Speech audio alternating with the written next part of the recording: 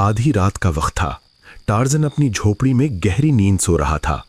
उसके करीब उसका दोस्त मुंकू भी गहरी नींद सोया हुआ था कि अचानक झोपड़ी के बाहर हल्की सी खटक हुई और टार्जन की आंखें धीमी खुल गईं। टार्जन निहायत होशियार नींद सोने का आदी था। जरा सी आहट से उसकी आंख फौरन खुल जाती थी।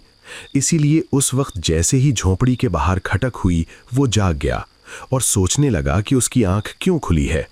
इसी वक्त बाहर एक बार फिर हल्की सी धमक की आवाज आई और टार्जन के कान खड़े हो गए।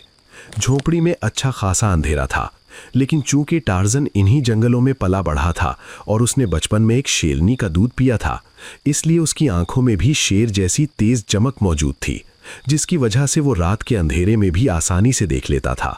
उसने मोंकू की तरफ देखा, जो हर बात से बेखबर गहरी नींद सो रहा था।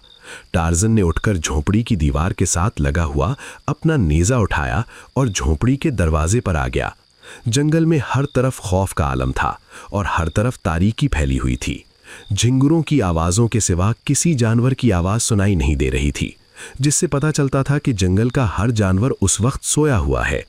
टार्जन जंगल की तरफ देखने लगा, लेकिन तारीकी में उसे हर तरफ मौजूद दरख्तों के साए के अलावा कुछ दिखाई न दे रहा था। टार्जन अंधेरे में देखता हुआ झोपड़ी से बाहर आ गया। एहतियात के पेश नज़र उसने नेज़े को मजबूती से पकड़ रखा था। झोपड़ी से निकलकर वो अभी कुछ ही आगे गया होगा कि अचानक उस पर एक जाल आ गिरा और वो उस जाल में बुरी तरह से फंस गया।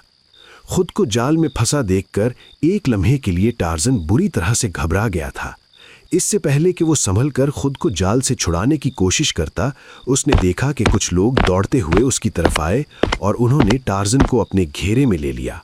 वो लोग करीब के दरख्तों के पीछे से निकल कर आए थे।